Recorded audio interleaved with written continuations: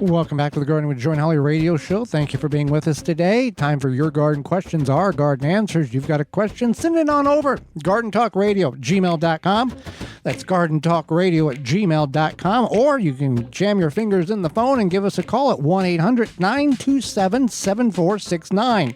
1-800-927-7469. 1-800-927-SHOW. Toll free coast to coast.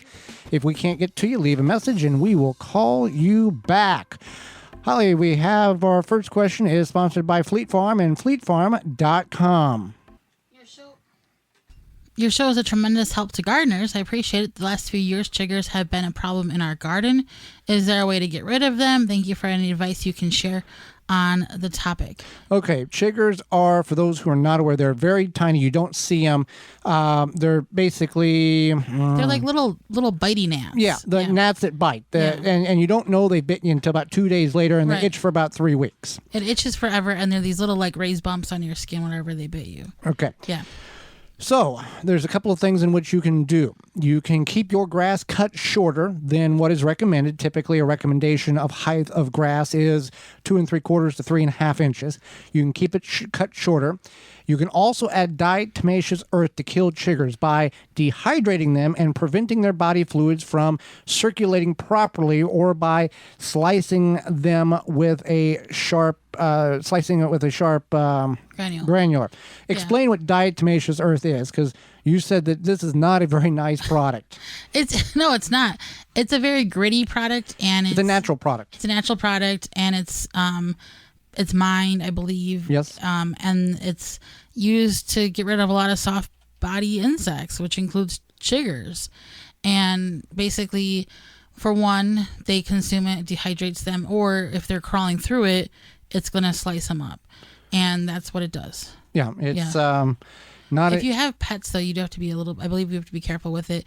You do want to apply it according to the directions. Yeah, follow the directions, but it's a very organic and natural means of dealing with insects that you're not happy with. All right, next question. But not all insects. Not all insects, right. Yeah. What are some easy-to-save seeds?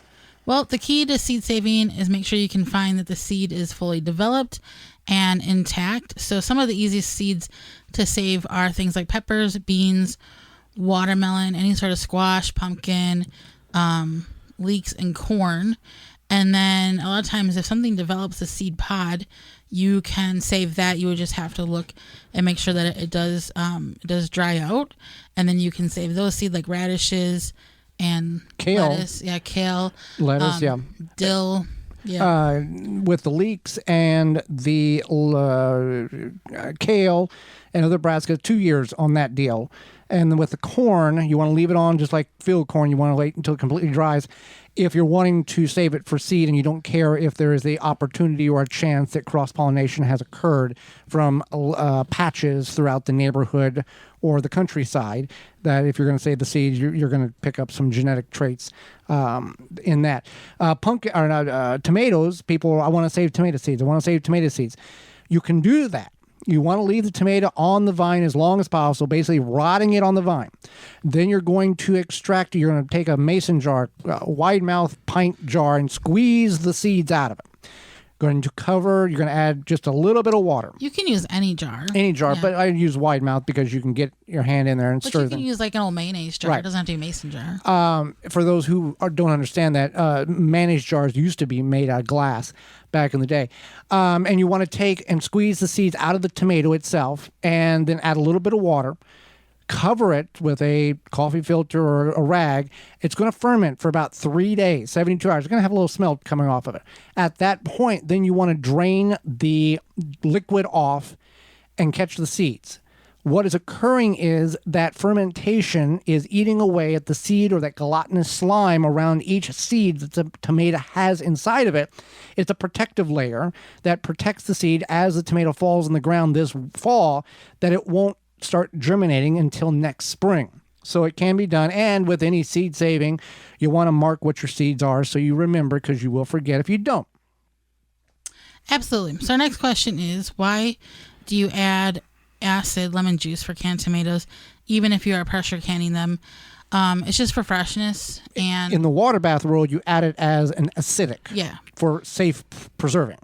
Yeah. So for the tomatoes, it's just a freshness thing. It's just something I learned along the way. Okay. Next one. I live in Atlanta and I bought a house and have a huge space to garden. I want to get some plants established now. How do I find advice on what to plant that is native? Yeah. So first of all, congratulations on your new home. And second of all, I would go to your local independent garden center. These people are going to be able to help you. They might recommend some natives, and they also might recommend something else. Whether you're shade or sun, yeah, perennial or annual. This person provided a picture, and I would have loved to help them. But the thing is I don't live in Atlanta or the South, right?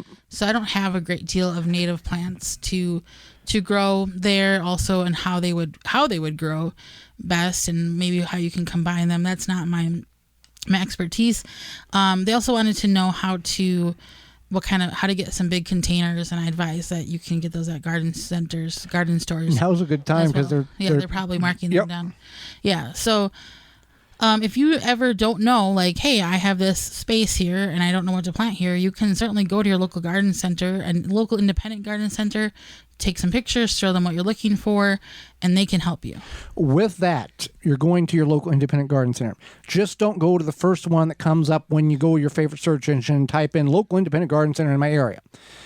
There might be 3, there might be 13. Look at the ratings. Look at what people have wrote, because just because Bill's Independent Garden Center is down the street doesn't mean Bill's Independent Garden Center is very good. Right, and some of them will have kind of specialties. Some will be better for vegetables, and some will be better for flowering plants and shrubs, and some of them will just have better looking yard signage and containers. The one that we deal with has all of that. They have people on staff that know everything. If Bill doesn't know, Sarah knows. If Sarah doesn't, there's a chain there that everybody knows a little bit enough to help you out. It's a complete garden center. Right. Yeah, for sure. And you can always call ahead, say, hey, I'm coming in to do XYZ or to accomplish XYZ or look for whatever. And they will be like, yes, we'll make sure blah, blah, blah.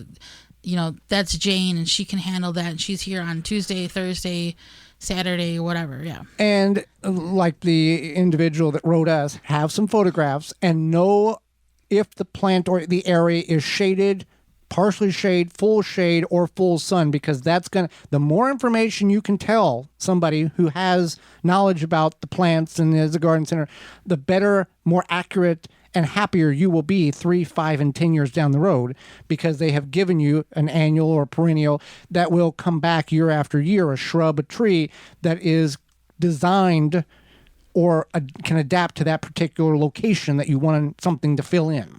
What's funny is that one of my friends asked if I ever feel bad for saying, like, I don't know, or referring the question to somebody Joe else. Lampel said that was the best thing you could ever say. That's what you can do, because I could Google this, like some native plants for Atlanta, but I don't know anything about that. But when you Google that for some plants, there's 400,000 different articles, and who knows how many of them are just saying something, so you click and they get their little nickel every time you click on a link. Absolutely. So just keep in mind that we want to help you, but sometimes we don't know. I'm not from the South, and I have no idea. So that's why I can refer you to someplace that's going to be better. For more information, please visit thewisconsinvegetablegardener.com.